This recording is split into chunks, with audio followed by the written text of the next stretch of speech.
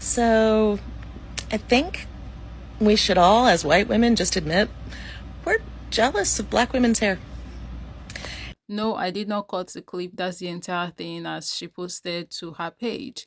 The phenomenon of white women being jealous of black women and then admitting to the fact that they are, in fact, jealous of black women is one that we are not new to on this page, at least, because I've covered a few videos talking about this. So, as we speak, American political spokesperson Karoline Leavitt has been under the microscope for 2 days now, and I mean that literally because people have been dragging her for filth after Vanity Fair released those unfair and unflattering photos of her that they took during that photo shoot that they had with her and some of them other conservative politicians. Oh my god. 11 out of 10 no notes, Vanity Fair. This is diabolical. You didn't even tell her to remove her eye booger before this shoot. Holy you didn't even edit that out. This is absolutely wild. I mean, the only thing that was fair about this photo shoot is the fact that they made sure that everybody came out looking equally mhm.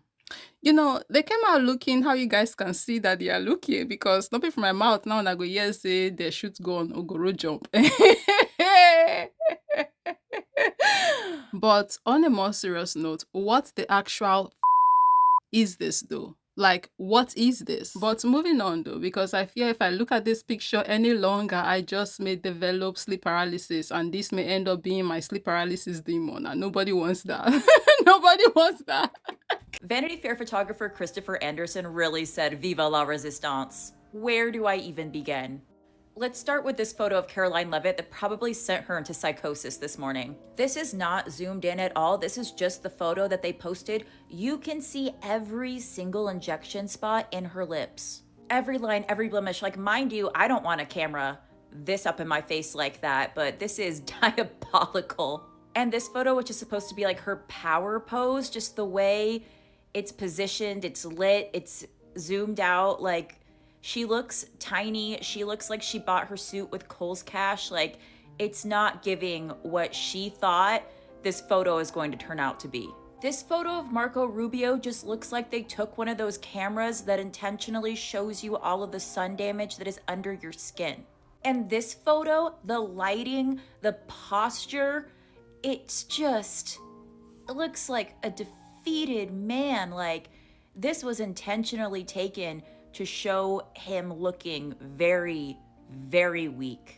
JD Vance looks like one of his memes here. And then this photo is like the most diabolical because in his head he was thinking he was getting that really good like GQ shot because they had him like unbuttoning the blazer. But then they zoomed out like this. They gave this like weird lighting, like fluorescent overhead lighting. It looks terrible. And again, it was very intentional to make him look weak. Stephen Miller, like the shadow casting over his face in both of these pictures was so intentional.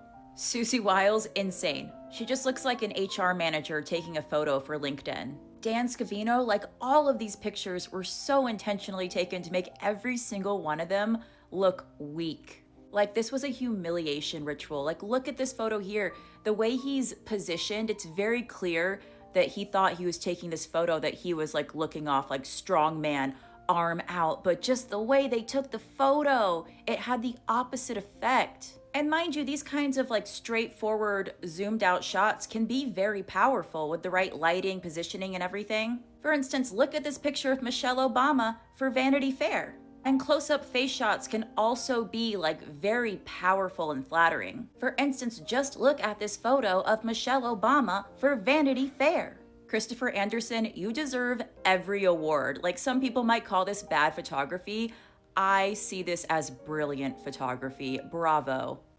Usually, I'm not one to comment on people's looks because, I mean, let's even be honest, who am I to even speak on looks? It's not like I'm the most beautiful person on the planet, anyways, right?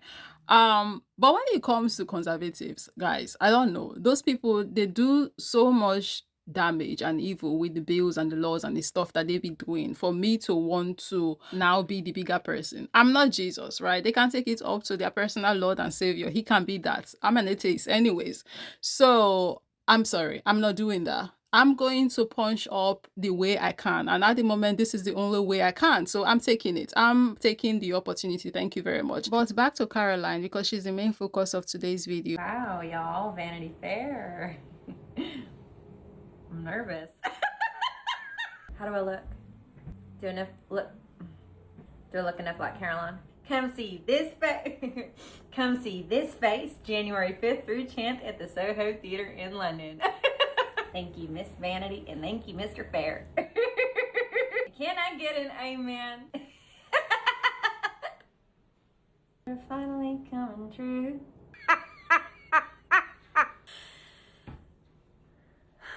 I don't feel well.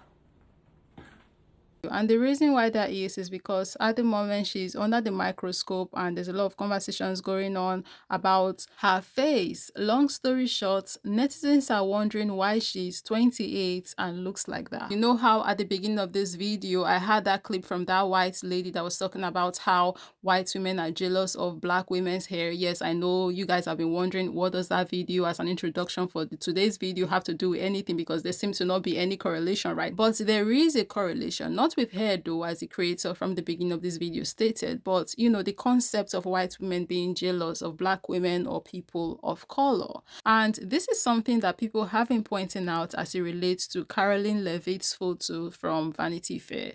They are saying that they don't understand how someone like her, a white conservative woman, and all of the things that she pushes and stands for, and how a lot of these things are anti-black people and people of color, but then she goes and gets lip fillers and God knows what else, so she can look like the same people that she's actively fighting to take rights away from. I don't love the idea of mocking women's appearances. There are women who do things that I don't like. But I am going to point out the hypocrisy of getting lip injections and a bunch of other filler in your face to get features that resemble those of women of color and then to infringe upon their rights.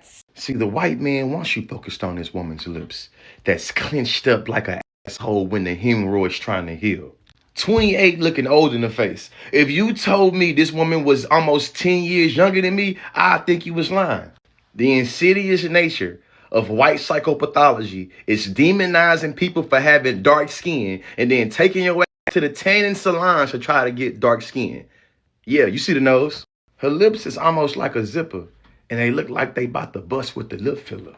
When they talk about particular people aging like bananas, here it is. Like, we are looking at a real-time example of what hate can do to a person. Like, it would literally shrivel and eat you up from the inside out if you let it. And Caroline, judging by the things that she stands for, beside, behind, in front of, she doesn't seem to have a lot of love to give to people. And now look what is done to her. I mean, I'm not sure what year the before photo was taken, and one can say, oh, that picture was taken under better lighting and maybe under better circumstances and whatnot. And you can make the argument if you want to, but Vanity Fair, they are professionals and people who are supposed to know what they are doing and supposed to get nice pictures, and this was what they got. Whether intentionally or not intentionally, who knows what factors were at play when they were doing what they were doing.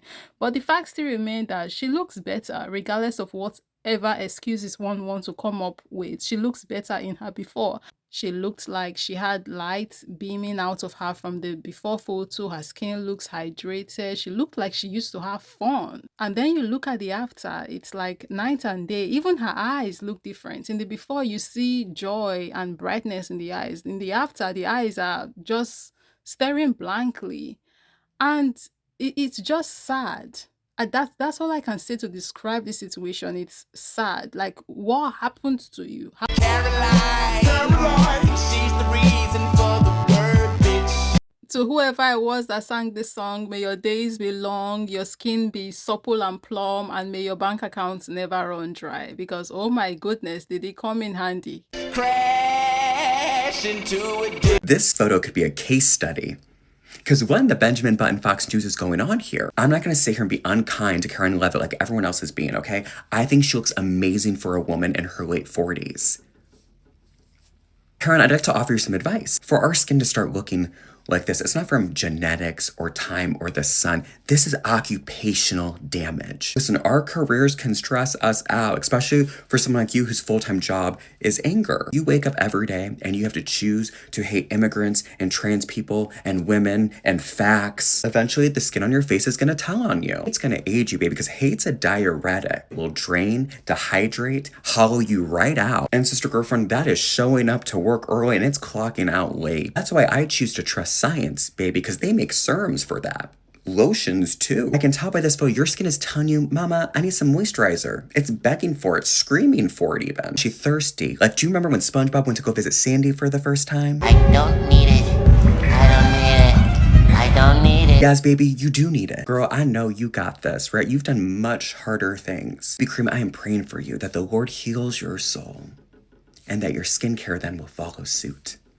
Amen. I guess the moral lesson of this story is be a nice person. Just be a decent human being and lead with love. Like, it's not hard to do. It's not going to take anything from you if you are just a decent human being. And maybe, I guess, second moral lesson of the story, if you have needle markings on your lips from your last lip filler section, don't wear lip gloss. Maybe wear a matte lipstick or something. So you will not be walking around looking like you have herpes or something, because yeah, that was the first thing I thought when I first saw this photo. I was like, oh my goodness, she has herpes. But then later on, I found out that they were just needle marks from lip injections. And then I was like, oh wow, what a relief, because I mean, I don't like this person, but it's not like I want them to have herpes. Because for someone like Karoline Leavitt, her youth and beauty, compared to other MAGA women, is part of what got her this job. It's what partly made her a mouthpiece for the Trump administration. And she has helped create an environment where women are hyper-policed for their appearance. So I'm not gonna hold back when someone captures this horrible photo of her, revealing every single etching that hate has made on her face.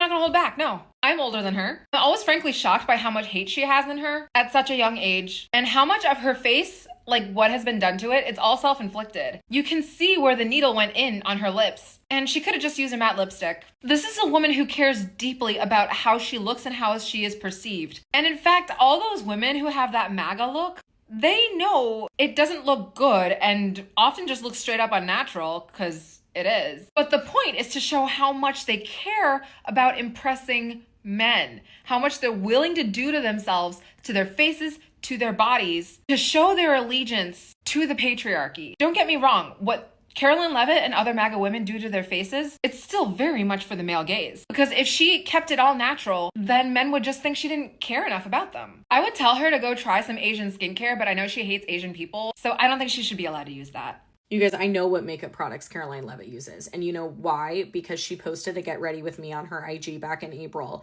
And I screenshotted it because I just knew that it wasn't going to exist. And you're so fucking welcome, because that video doesn't exist anymore. So here we go. I'm going to begin by saying no hate, no shade to any of these brands. She uses good brands of makeup. So I'm going to chalk this up to being an operator error. But mixing two very heavy foundations that are two very different shades is a choice, and could be why it's settling into all the fine line. This is too much contour. Too much contour. And it looks to be a little bit high in placement.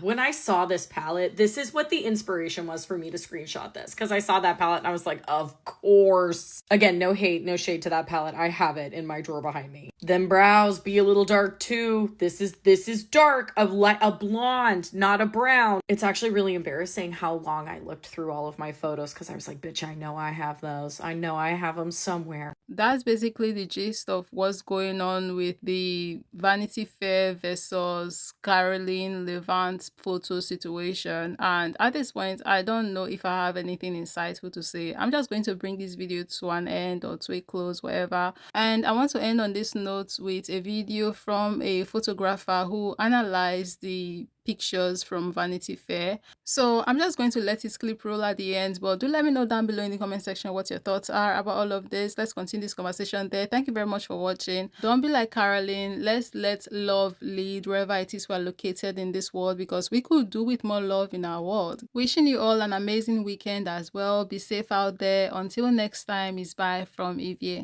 Hi, I'm a professional photographer. I have a whole degree in this, and I would like to talk about these photos. You've all seen this one. We've been gripped, transfixed by the detail and brutality of this image, but I want to talk about the rest of them because they are just as brutal. Chris Anderson is smashing two perspectives here. These intense, almost microscopic photos where all the subjects cannot possibly hide, and these sort of isolating shots unveiling the sort of true nature of their role in this administration, which is incredibly small and isolating and frail. I just want to call your attention to a couple of moments here.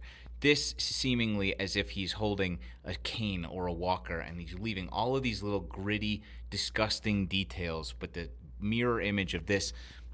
And back here, if you look closely, this sort of shadowy figure in the background pulling the strings quietly behind the scenes. The incredibly gaudy fake veneer revealed, oftentimes centering themselves in this perceived importance. This little moment back here also of this guy just looking disapprovingly at this.